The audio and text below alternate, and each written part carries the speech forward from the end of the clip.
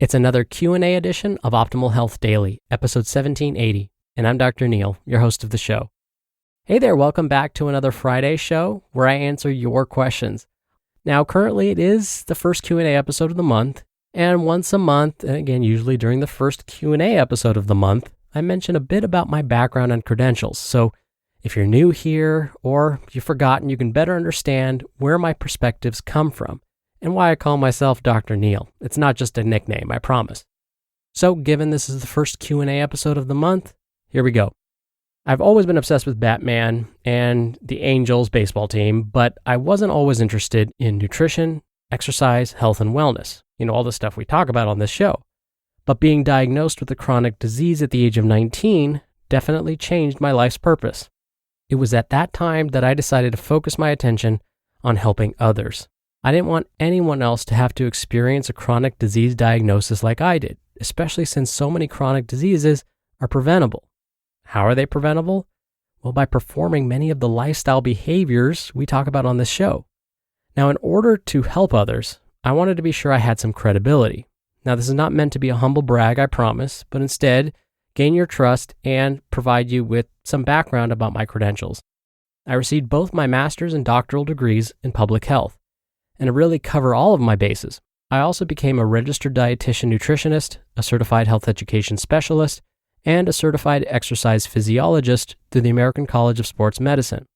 I've been teaching in higher education for over 14 years, and I'm currently an associate tenured professor within the California State University system.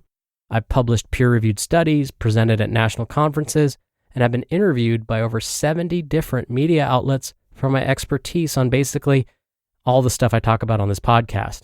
So all of this to say that when I provide my commentary after each episode and I answer your questions, like on these Friday Q&As, I hope you feel that it's coming from a place of truth. My only intention is to help you feel your best.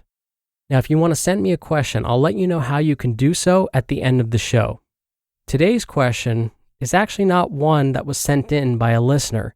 Instead, I happened to be at a conference recently, and the presenter mentioned something that I sort of disagreed with. So I'm going to talk about that today instead. But I promise I'll get back to answering your questions next week. But listen on as we optimize your life. Can vitamin C reduce muscle gains? Okay, so here's the story. I was at the American College of Sports Medicine yearly conference earlier this month. One of the speakers was really engaging and shared results of some of the fascinating studies he was conducting.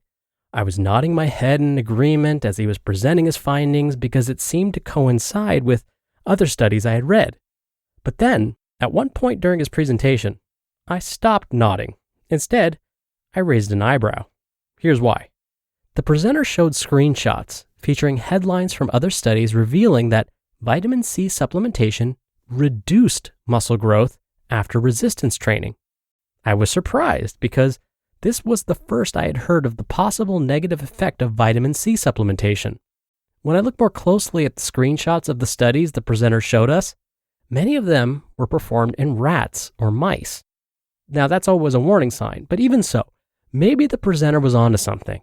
Based on what I had seen, most of the research studies I read found that vitamin C supplementation can be helpful for recovery. Specifically for those that perform high-intensity interval training regularly, supplementing with vitamin C may prevent the development of upper respiratory infections. Why? How is that possible?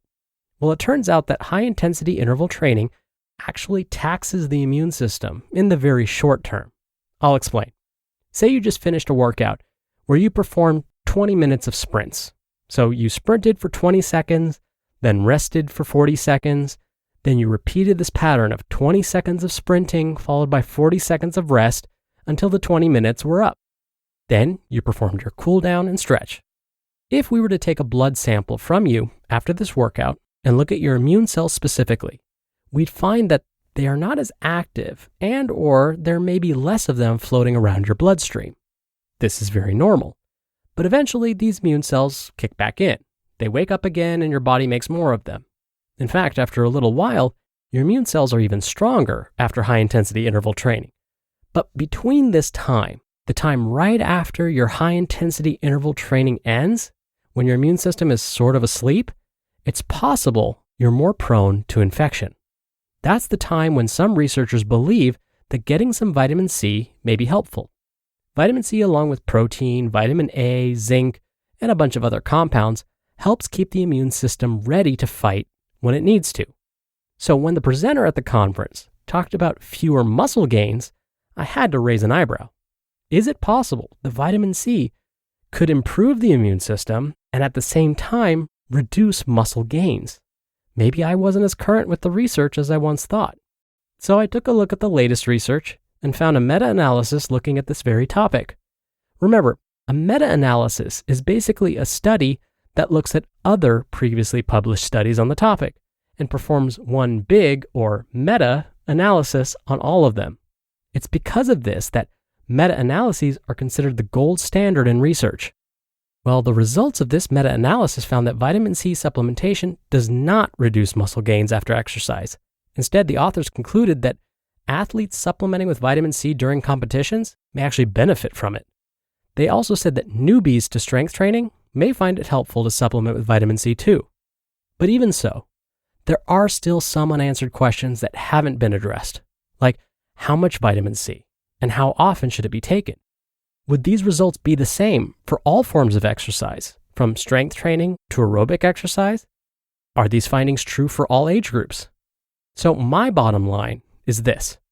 If you find that you're likely to get sick with a cold, flu, or upper respiratory infection after high-intensity exercise, or you know that you're going to be around a bunch of not-so-well people, talk to your doctor or a dietitian about whether it's a good idea to take a vitamin C supplement. If you do ask them about this, here are some follow-up questions. 1. Ask them how much vitamin C you should take. 500 milligrams? 1,000? 2,000? How often should you be taking it? After every single workout? Once a day? And 3, ask them when to take it. Vitamin C can interact with some medications, so you may not want to take it at certain times of the day. And if your healthcare professional recommends that you start taking a supplement, make sure to find one that's relatively free of impurities. Look for a USP or NSF symbol on the bottle. Or you can always go to consumerlab.com to see what they say. No one knows what you're looking for in a doctor better than you, and no one's better at giving you the tools to find the perfect doctor than Zocdoc.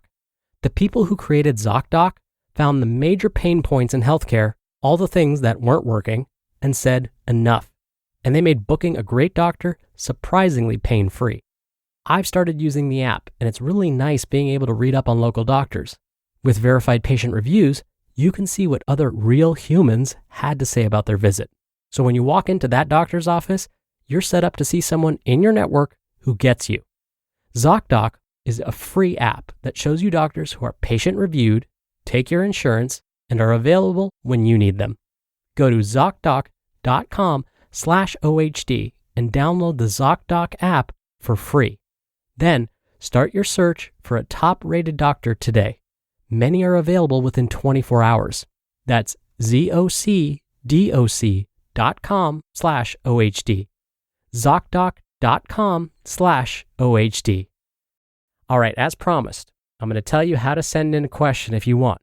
So if you want to send me a question, you can email them directly to health@oldpodcast.com. That's health@oldpodcast.com. Or if you want your voice played on the show, come by oldpodcast.com/ask. Lastly, you can do it the old-fashioned way and call in your question. The number is country code 161. I love OHD. All right, that'll do it for today. Thank you so much for listening every day. Thank you for listening all the way through, and I'll see you back here tomorrow where your optimal life awaits.